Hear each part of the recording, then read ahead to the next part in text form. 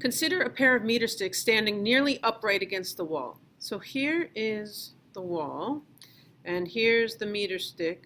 Do it right here. Okay, here's our meter stick leaning up against the wall. If you release them, they'll rotate to the floor in the same time. But if one has a massive hunk of clay stuck to the top, so here's this big chunk of clay, right, and here's that, and this has to rotate down, so it's going to pivot right here. Or you're going to have just a plain meter stick, right, here. And here's, it's going to pivot around, it's going to go like that. So which one is going to get to the floor first? Even if you said, well, I'm going to put the hunk of clay in the middle here, okay, as opposed to at the top. So we're going to say that the mass 1 is going to equal mass 2. So they have the same exact masses. So how do you decide how it's going to get to the bottom? Well, one way to think about it is by using the idea of rotational inertia.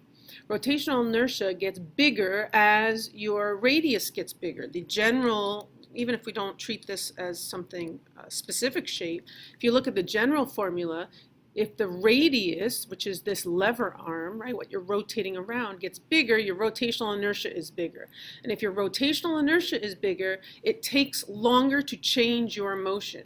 So it's going to take a lot longer for this to get to the floor, right, this situation, than it would for the second situation, because the rotational inertia is more.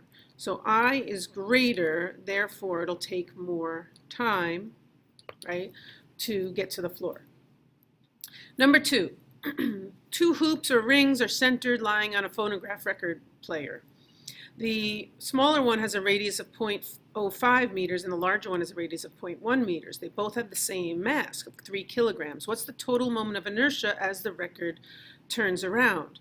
So if you have this record and then you have 2 other discs on top, so you've got 3 discs each with, so you have these 2 discs on top of the player. Each of these discs has its own moment of inertia. And the total moment of inertia is the sum, right? That sigma means sum. So you're going to have mr squared, right? This is the first one, and this will be the second one. So you can simply, they're 3 kilograms and 0.05 squared, and this is 3 kilograms, and this is 0.1 squared. And you can just do the sum of those.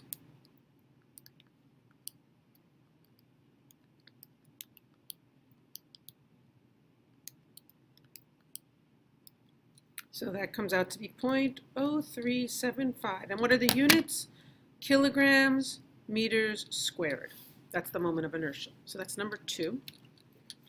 3 says to calculate the moment of inertia of the following. Each has a mass of 2 kilograms and a radius of 6 centimeters. What you should do is take out your list of equations for these so that you know what the moment of inertia is for each one. So why don't you take those out? They're either in your notes or on your equation sheet or some combination of the 2. So let's calculate the moments of inertia for each of the 5 objects where the mass is 2 kilograms and the radius, or the lever arm, is 6 centimeters. First of all, change this to the correct units. And now let's start with A is a solid sphere. The moment of inertia is for a solid sphere is 2/5 mr squared.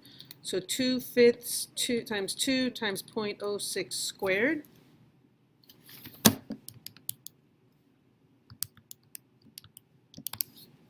Is 0.00288 kilogram meters squared. For a cylinder, a solid cylinder, it's 1/2 mr squared.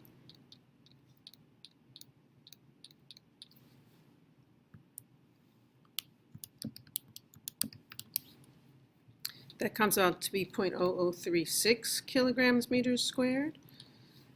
For a ring, assuming it's a thin ring, very thin ring, it's just mr squared, which is 0.0072. For a hollow sphere, the formula is 2/3 mr squared.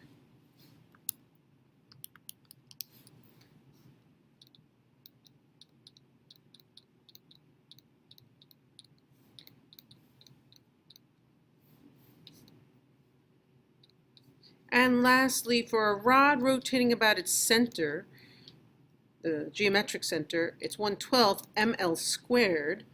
So 1/12, 2, and then we're going to assume that the length is the same as the radius of the others.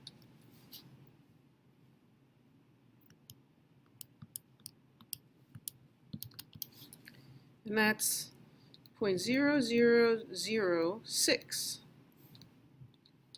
So you can see that given the same mass and radius, or lever arm, we end up with the smallest being the rod, right? And you can kind of rank them from there, giving you an idea of how these compare, right? So the biggest one is going to be this one, this cylinder. No, sorry, this is the ring, right? Because all the mass is pushed out as far as possible. And for the rod, it's closer because if both the length is 6 centimeters, then it's rotating about the 3 centimeter mark. So it's a smaller axis in general. Okay, now you do some of these on your own. Go through the practice 1 through 6 on the rest of this sheet, and then come back for more.